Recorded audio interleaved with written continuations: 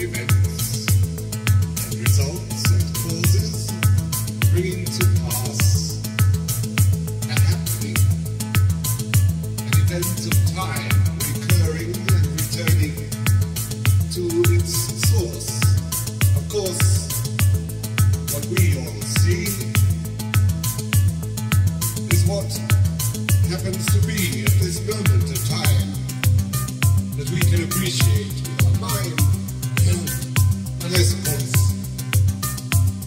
we are blind to the resultant frequencies, the causal nodes and the patterns of vibrational disturbance that express themselves as objects and things, and even voices like this one, which, for instance, can bend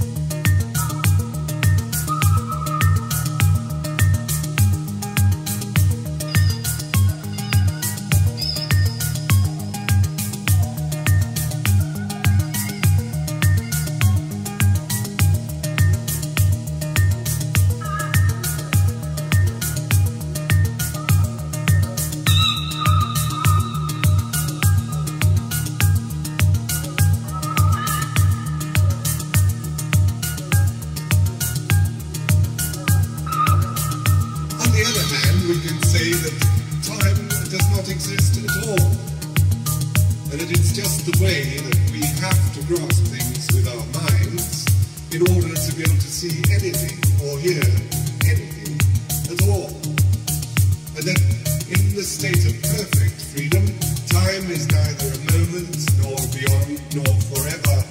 Time is the nowness of the singleness of the oneness, the uniqueness of the inseparability of the cause and effect syndrome that produces itself in the notion of time and sequence, cause and moment, result and pattern.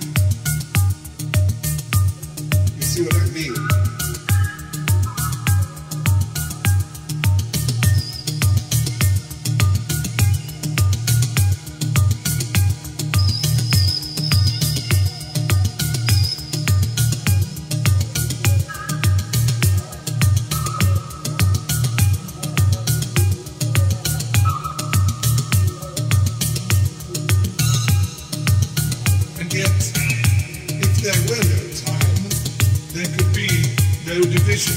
No extension, no life as we know it, no duration.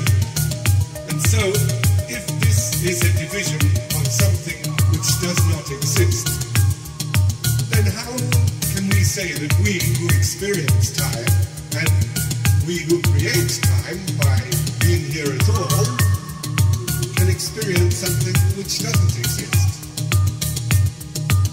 How can we say that we exist? Well, as long as there is time for us to do so,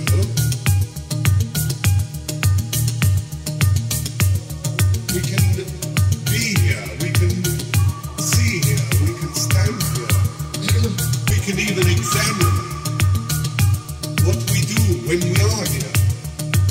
Although, in one manner of speaking, as time doesn't exist, we're not here at all.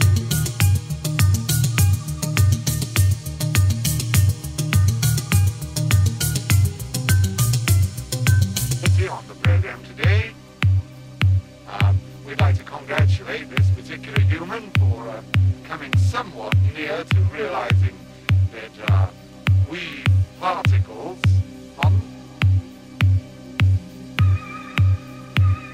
sequence and duration and strength and power, something which we cannot describe, but which everything that exists describes.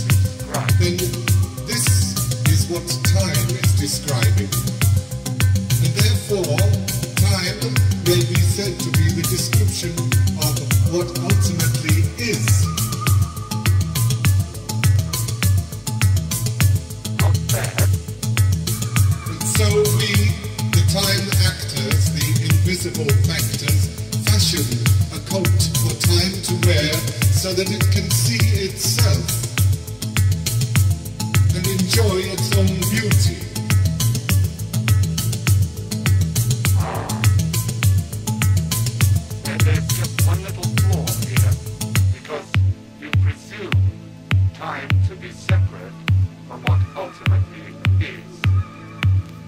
yet any description of what is must be a description by itself, of itself. This is very difficult for the human mind to appreciate particles, and I'm sure you would like to give them a round of applause that they have actually come somewhat nearer towards assimilating a real identity. A humble view of their own part in creation of the universe around us, in us, beyond us.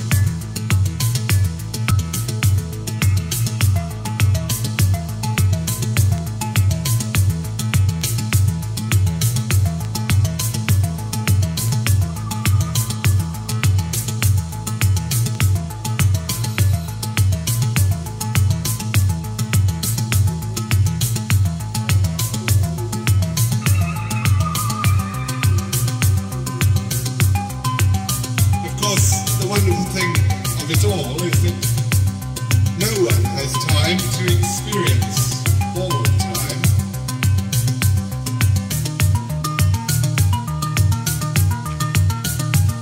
And even if we added together all the people who ever have experienced time and will experience it,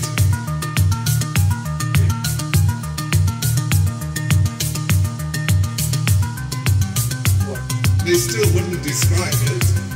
Why not? They couldn't describe it. Why not?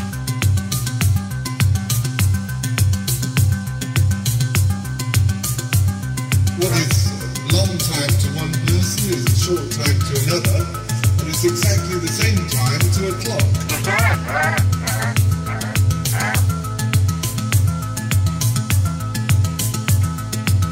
And if we tried to get all the people to speak at the same time about it all the time, there would be a terrible jabbering with voices.